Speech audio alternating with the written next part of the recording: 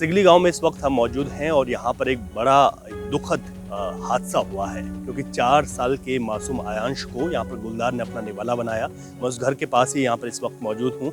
घर का माहौल क्या हो सकता है आप अंदाज़ा लगा सकते हैं। किसी के घर का जो 4 साल का अगर बच्चा चले जाता है तो वो अपने आप में एक बहुत बड़ा दुख है, जो कि पूरे परिवार के लिए है।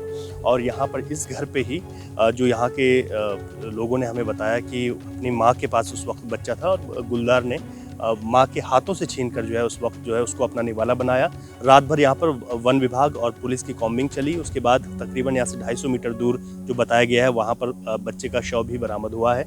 और यहाँ पर जो तमाम परिवार के लोग हैं वो बेहद गमगीन हैं। और किस तरीके का यहाँ पर माहौल होगा आप अंदाज़ा लगा सकते हैं। किसी घर में इतनी बड़ी घटना जो है जब हो जाती है तो यहाँ पर जो तमाम स्थानीय लोग हैं उनसे हमारी बातचीत हुई है। उनका यही कहना है कि इस तरीके की घटना की पुनरावृत्ति ना हो और यहाँ पर जो गुलदार है उसको जल्द से जल्द पकड़ा जाए।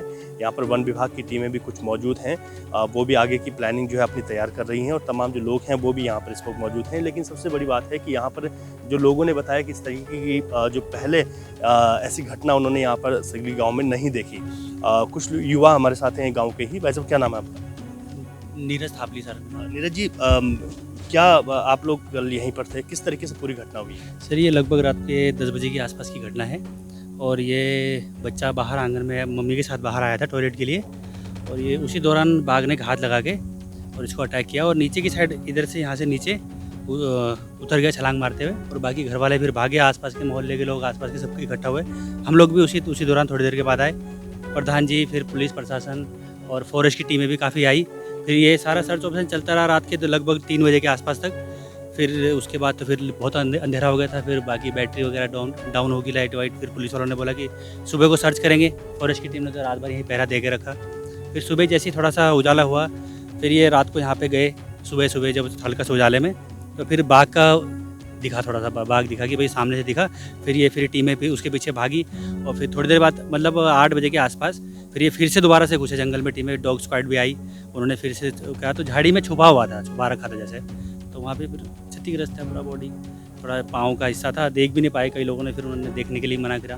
पुलिस के अधिकारी भी थे, उन्होंने बोला कि देखने लायक है नहीं स्थिति। तो मम्मी पापा को भी थोड़ा बहुत दिखाया हल्का सा। उसी के तुरंत बाद फिर पोस्टमार्टम के लिए जा रखे हैं।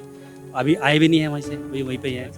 इस तरीके की भी घटना हुई आप तो यहाँ पर बहुत? मानव बॉडी के साथ तो पहली बार हुई और बाकी कुत्तों के साथ और गाय वगैरह तो खैर तो बहुत बार हुई।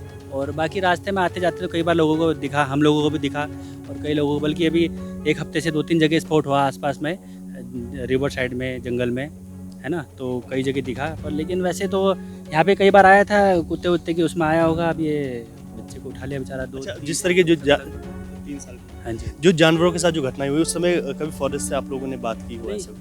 हाँ उस समय सर बातें तो होती थी, फिर आते थे। फिर अब जंगल के अंदर अटैक करा, घर पे तो पहली बार ही हुआ।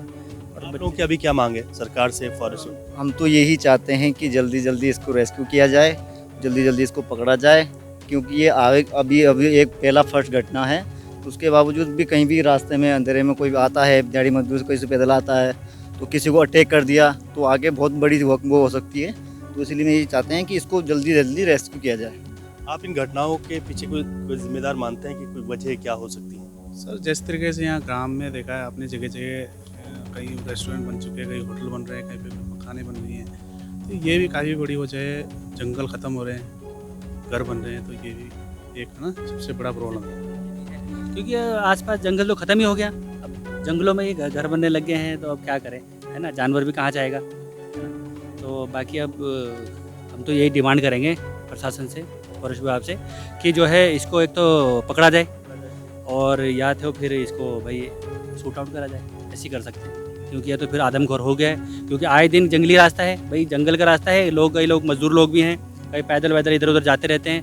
कहीं ऐसा ना हो कि किसी और को घटना हो जाए किसी के साथ, है ना। स्कूल जाते हैं हमारे लगभग यहाँ से सिगली से गुनाल गाँव जाते हैं बच्चे इंटर कॉलेज में पढ़ने। लगभग 3-3.5 किलोमीटर का एरिया है। अब वो तो बच्चों पे तो हो गया, छोटे बच्चे हैं, अटैक कर सकता है, दिन में भी कर सकता है। जब वो तो उसके बच्चे का खून लग गया, उसके इंसान का खून तो फिर आएगा ही आएगा। है ना। रात भर जो तमाम यहाँ के जो स्थानीय युवा हैं जिनसे हम बात कर रहे हैं, इन लोगों ने कॉम्बिंग में पुलिस और फॉरेस्ट का साथ दिया। उसके बाद सुबह जाकर जो है जो शव है वो बरामद हो पाया। पीछे परिवार की इस तरीके की रोने की आवाज़ें जो है इस वक्त आ रही हैं, क्योंकि बहुत बड़ा दुख है परिवार के लिए। और अगर बात की जाए तो यहाँ पर अब जो आगे की बात है वो यही है कि ऐसे गुलदार को जिन्होंने जो ये घटना हुई है उसको पकड़ा जाए और फॉरेस्ट वाले यहाँ पर जो है अब आगे की अपनी कार्रवाई करें, ताकि इन ऐसी घटनाओं की पुनरावृत्ति ना हो सके। और एक बात इसमें यह भी सामने आई कि पहले जानवरों पर इस तरीके का अटैक हुए हैं, कई जानवरों को यहाँ पर वो किया गया है, और जंगलों के बीच जिस तरीके से जो तमाम घर बन गए हैं उन पर भी निगरानी ज़रूर होनी चाहिए। सहयोगी रुपेश नेगी के साथ रवि कैंतुरा, देहरादून, सिगली गाँव।